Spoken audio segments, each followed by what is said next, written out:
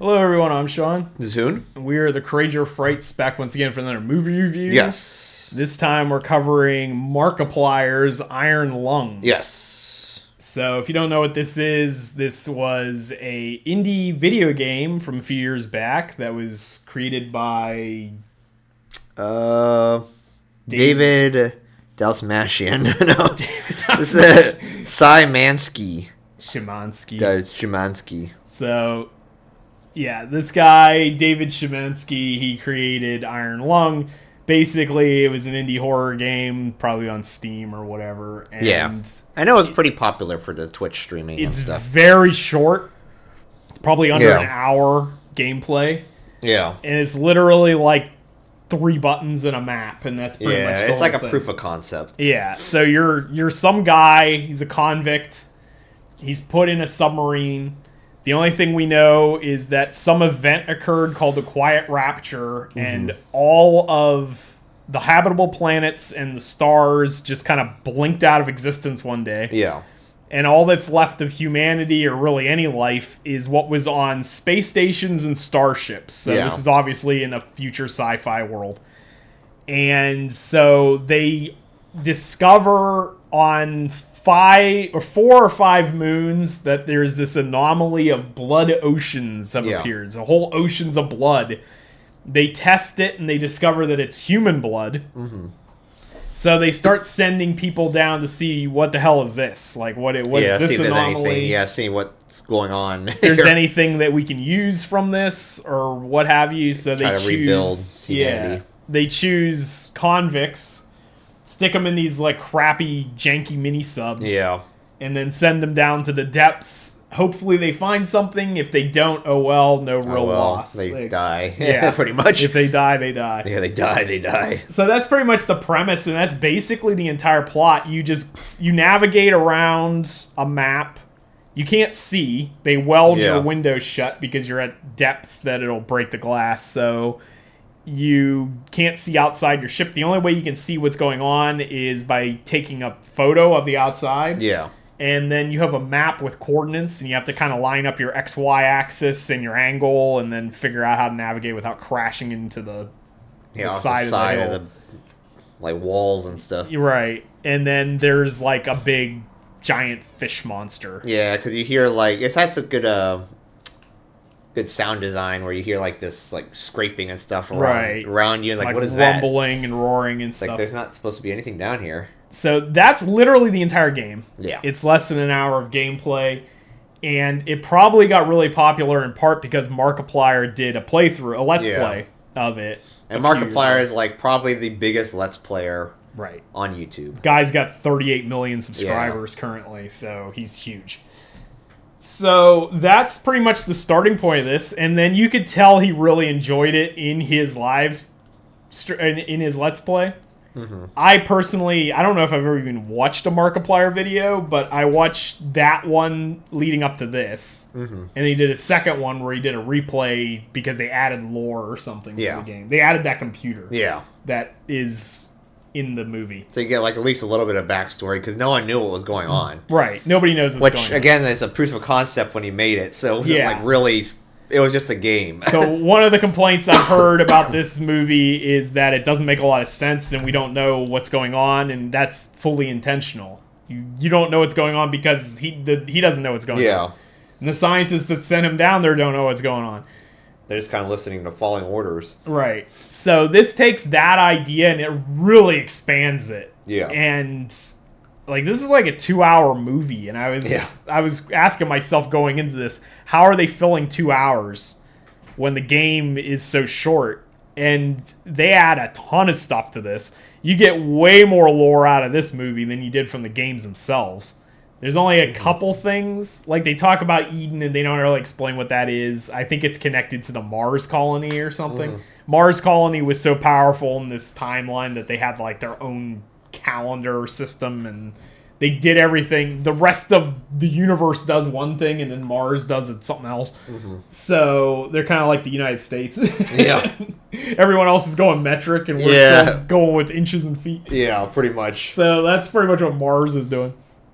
It's Elon Musk's colony. Yeah, yeah, pretty much. So that timeline, I think they started colonizing Mars in 1992 or something. So obviously the Iron Lung universe is in a different continuity. Yeah, it's not the same as ours. No. So they really expound on a lot of that. They delve into the background of the main character considerably more than the game does. Yeah. And we know... Find out why he's in jail or right, whatever. Yeah. He supposedly blew up a space station, which definitely would land you in... Yeah, prison. It's almost like it was like a terrorist group or something. I don't know. He was or like connected. Freedom Fighter or something. Yeah, he was connected to that Eden Project thing. So that's why he's down there. And then Markiplier's take on this, he wrote and directed it as well. His take on it was that there's a lot... Either he's going crazy because of the claustrophobia, the constant pressure on him in the submarine, or it's because of proximity to that creature. Mm-hmm. Because the creature seems to have almost Cthulhian abilities of mind flaying type of thing. It's like the more corrupted the thing gets, the more it can talk to you. Something going on in this version of it that was not... It's kind of weird. That wasn't really present in the original game. So he added a lot more to this. So if you've seen Iron Lung, the playthrough, or you played the game, or you've seen somebody play it on Twitch or something, you basically know the general concept of this, and then he just expounds upon it. Yeah. So I'm sure he got some feedback from the actual game creator, I'm sure. Right, he did have contact with him and stuff, and I think he has a cameo. He's one of the scientists. Oh, is he? Yeah. And so this basically is the game Iron Lung with heaping spoonfuls of Event Horizon and a little bit of Dead Space sprinkled on top. Yeah, definitely very Cthulhian, that's for sure. Yeah, so I really like that subgenre of sci-fi horror. I don't know what the name for it is. You don't really see that too often. No, you don't see a lot. There's only a handful of names. Yeah, because what recently was almost just like a Cthulhian... insanely bleak Yeah, because this is nihilism, the world. Right, which you get it sometimes. Yeah. And it's over the top comedic in Warhammer 40k, but that also has elements of this as well, this kind of hopeless future kind of thing. Humanity's over, it's done. Right, which they delve way more into this than they do in the actual game. Yeah. They even talk about that, how the Eden guys basically are the world's over. There's nothing you can do. There's no point in even resisting kind of thing. And this actually opened up a couple possible ideas that I didn't even think of when I watched the Let's Play of it or whatever. One theory they have in here is that what if instead of all of the stars and the planets disappearing, it's actually just them that disappeared. Yeah. A couple space stations and a few ships vanished versus every habitable planet in the universe. Yeah. And it's that's possible too, that they're just in a weird purgatory state or something like that. So if you're a Cthulhian monster, you could do that because they're almost like an elder god. Yeah. And then the other thing, I really liked how they expanded on the camera. And they revealed that it's a highly radioactive X-ray camera. Yeah. It's not just a regular camera, which makes perfect sense because they said, how are you going to take a picture through blood? You can't see through blood. So it would have to be some kind of really super camera, and they really delved into that, which brought up another thing, which they heavily hint at, is that one of the focal points of the game is that you taking pictures of skeletons. Yeah. And they're trying to study what they are. And they actually added to that, too, by having them try to take a sample, and that's not in the thing either. Ram it as hard as you can. Yeah. And none of that's in the game because you don't have contact at all with anybody in the game, so there's not communication happening. And again, it's almost it was a corrupted thing because when he did that, he was able to almost have contact with this monster. Yeah. Or whatever he's that voices he keeps hearing and stuff like that. Is a lot more prominent. When Galadriel from Lord of the Rings are talking to him. Pretty much. But my point with that one was that because he's using an X-ray camera, is the skeleton a skeleton, or is he just taking photos of a living thing that's just moving around? What is that? Yeah, because it's everything would look like a skeleton then. Yeah, because it's an X-ray camera. I thought that was really cool. Yeah. When when he pushes the button and accidentally irradiates all the lab assistants or whatever. But then you see they're all skeletons in the photo, so it's like, oh, well, maybe the giant monster, the giant skeleton's not a skeleton, maybe it's a lot. Monster. Yeah, it's just, you're just taking pictures of some huge monster that's down in the... And it was probably just minding its own business until you rammed it with your ship. Right. It's just your human blood ocean. Yeah. So, yeah, it doesn't answer a lot of questions, but that's by design. Yeah, you're not supposed to know. It's like it's a classic Cthulhian story. Yeah, everything's the unknown. Yeah, you don't know. You're supposed to, like, kind of figure it out yourself. Right. But you still don't know because you kind of, whatever, you can kind of just kind of figure out a little bit here, pieces here and there, because the characters don't even know. No. And you get way more information from this than you do from the games itself. So this is the definitive version of this story. Yeah. So I really enjoyed this personally, and this is coming from somebody who's not a Markiplier fan. I might be after this, but I don't really watch his content. Yeah. I barely knew of him, but I don't really watch. Yeah. I have other Let's Players I watch that. So it's not.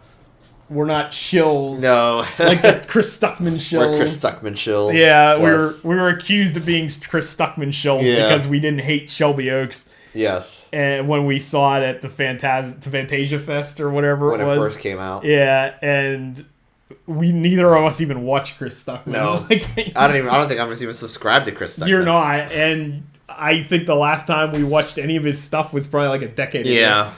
So, now we're Markiplier shills. Yeah, now I'm sure we'll be accused of becoming Markiplier shills in this, but I think he did a really good job for less than $3 million. Yeah, especially when he filmed it himself. Yeah. People complaining, oh, well, he has $50 million. And it's like, well, he earned that himself as well. So, he earned it through donations and content on TV. I mean, the guy's got 38 million subs. Yeah. It's not easy getting that many subs on YouTube. No. We've been doing this for like 5 years, and we got it's not easy for less than 1,000 subs. It's hard. It's not an easy thing. No. You'd have to put in more time than a regular job. Yeah, that's why people like that just like, they don't have a job. That's their job. Well, it becomes a full-time job. Yeah, because you're putting in probably 18-hour days or whatever. Yeah. So, yeah, it's really hard work to get this going, and then it's hard work to make a movie, too. Yeah. So I think, especially in the story and everything else, directing and everything. I think you did a pretty good job, and I think that opens the door for other people to do either... I think we're going to see we've already seen it, but I think we're going to see a lot more movies based on these indie games. Yeah, because that's where it's at right now, at least in the gaming industry. Especially horror games. Yeah, because, let's say, like, Mouthwashing is one. I could see that being a movie. Well, we are getting a movie of Mortuary Assistant. Yeah, Mortuary Assistant was another indie game. Yeah, that was pretty popular. Yeah, like I said, Mouthwashing is probably another one, even though a Visa MasterCard hate that one. So I don't know how it's going to work with that. They could probably adapt it in a way that'll work. Because there's too much violence and like all the other stuff. I don't know. In similar situation, you're probably going to see a lot of like creepypasta type stuff too. Plus, what was the other one? I could see like Don't Look Outside as well, because that's another Cthulhian horror thing. Because that's basically a Sweet Home game. It's like almost like a reimagining of Sweet Home. Yeah, we're getting that a lot too. Yeah, so Sweet Home was an actual movie that came out in Japan. It was a game and a movie. Yeah, it was basically the beginning of Resident Evil. Yeah. But I could see that being turned into a game, like a movie. Mm-hmm. Because it's a Cthulhian type of thing. Yeah. But, yeah, because like indie games is where it's at. Because like right now, with the gaming industry I don't know if it's just too expensive or something, but AAA games haven't really been that great. Well, yeah, that's true. But also with regard specifically to horror gaming, there's only a few names in the horror world in gaming, in studio gaming. It's Resident Evil, it's Silent Hill. And that was just recent. Fatal Frame's coming back, but that's again recent. Like there wasn't remakes. There wasn't anything at all for a long time. Because back in the heyday, let's say like 2000s, maybe 2001, you had like Eternal Darkness. Well, yeah, you had Eternal Darkness, like, Parasite Eve, Clock Tower, Dino Crisis. Like, so you had a big there was a horror scene. And then, of course, Resident Evil Silent Resident Hill. Evil. That's been staple since the 90s. And now, really you don't see the AAAs, like, not really horror. No. Which it's kind of unfortunate, but... Yeah, it's literally the only thing coming out. For years, it was just Resident Evil. Yeah. And, like, a handful of other stuff. There's, like, whatever, Tormented Souls or something, which is also similar to Resident Evil. And, like, that sort of thing. Yeah. But there's not that much out there. And a lot of the games that come out are, like, just derivatives of Resident Evil or Silent Hill. Yeah, pretty much. Which is kind of unfortunate, too, because... Yeah. And then you've got the indie scene's bringing back a lot of that stuff, too. Yeah. Because, like you said, there's a game that's similar to Sweet Home. We're also getting, like, a Parasite Eve resurrection. Yeah, Parasite Mutant or something. Parasite Mutant, which is, like, people want Parasite Eve. Yeah. So it's like they're bringing all that Which back. they could make that into a movie. Like, Square Enix could make that into a movie, which it already is. There is a Parasite Eve movie. There is, but they could do it again. Well, yeah. For the American audience. That movie's not that great. Yeah. It could definitely use a redo. That's why no one saw it. Like, here, they didn't bring it out here. Yeah, I have it on DVD from, like, 80 Films or something, but I've only watched it maybe once. Like, it's not that. And I think it's one thing I think that's the one thing is a lot of Chinese developers will do that. Because they look at... I don't know, maybe they're like tethered to the past. They're not tethered to the past as much as like some of these other companies. Yeah. Because they kind of can just do whatever. They see what's popular and just redo it. Mm-hmm. Because there's a lot of Chinese games that come out that are like that. Yeah. They just use old stuff that no one uses anymore, and they just remake it or do whatever. Right. There's definitely a market for that. Yeah. So I could see somebody like Markiplier and Chris Stuckman kicking the door open for... Especially with all these YouTubers. Yeah, other YouTubers that aren't as popular, possibly taking shots at this sort of stuff. But it's got to be the top of the top to get it going. Yeah, because you have to have some sort of following. Yeah. You can't just be like us. Right. Like, you can't be like just us trying to make a movie or... Yeah. You could, but it's not going to be as... Eventually, I would like to try to do that, but it's not going to be this. Like, it'd have to be like a really low-budget, true indie thing. And which is kind of like... I guess that's not really unheard of, too, because a lot of those YouTubers made all those movies and stuff. Yeah. There's a couple of YouTubers... I forgot their names, but like an Australian YouTuber made that one movie we watched. Mm-hmm. I don't remember the movie name, but... Well, that one guy that did the Back Rooms or whatever. Back Rooms. Yeah, he's doing Pixel Kane, I believe his name is. Yeah, he's directing A24 too. A24, yeah, pick that up. Well, nowadays you have studios like A24 and Neon and all that stuff picking up. I think they will take more of a risk sometimes. Right. As long as it's not too much of a risk. Yeah, which that's another thing that's maybe a little bit different from the 80s, 70s, where the studio wasn't like really in power. It was a lot of independent studios. You could just kind of do whatever. When the studios crashed, then the 70s gave us a whole bunch of stuff. Just people did whatever they want. Yeah. Which maybe they really should go back to that because that's... Well, the studios got issues now too. Yeah. So it's like that climate is coming back. Yeah. And in the digital age, it's easier now than ever to get something made. Yeah, because the cost of everything is so much less. Yeah, especially if you do film, digital. Yeah, cameras, you just buy a digital camera and like an SD card. Right, you just eliminated the cost of film pretty much by doing that. Like the most expensive parts probably are lighting and stuff. I guess maybe the camera too, but... The lenses and stuff probably for the camera. But, yeah, I guess they probably would have to do that. And I guess studios, like I say, because this happens in the anime industry right now. Mm-hmm. Is back in the 90s and 2000s, people made a bunch of different stuff. Yeah. Now you almost have like this is coming from like a major player in like anime. The guy who made Sword Art Online. Mm-hmm. He even said the anime industry is a bunch of yes men. Yeah. They try to see what's popular because you can't take a loss because if you lose that could be the end of your studio because they spend so much money on these. Like every episode's like $1 million. It's also the way the Japanese corporate system works is very committee based. Yeah. So, like, that's kind of an issue. It's like he was talking about the old style way of doing it. It's like there was no yes men. If you wanted to make something, you just made it. Well, manga and anime and stuff back in the old days wasn't as, like, maybe not as corporate, studio driven, mainstream. So people could just do whatever for the most part. Which that's kind of how it feels like with the studio now, I guess you could say. Because, like, even Hollywood studios, it's almost like it's corporate based.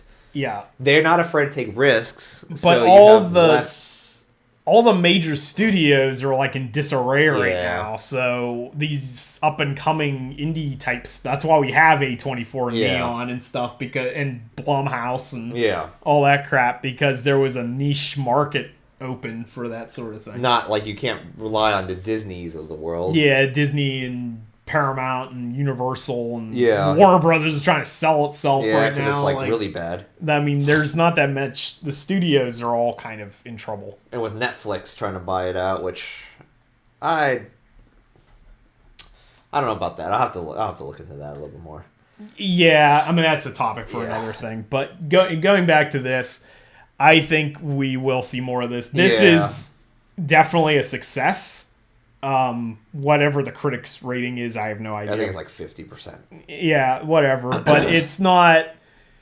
Critically, I could see this being a problem because it doesn't explain itself, and maybe people complain about that. But that's the source material also doesn't explain itself. Yeah, and that's part of the appeal. It makes sense in the scheme of things here. Right. That's the appeal of it. Yeah. Part of it, anyway.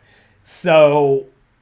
Yeah, I could see that being a thing, but financially, this is killing it. Yeah, it's a $3 million budget. I think it made like 20 million or something. Something crazy like that. It made a considerable... It made way more than...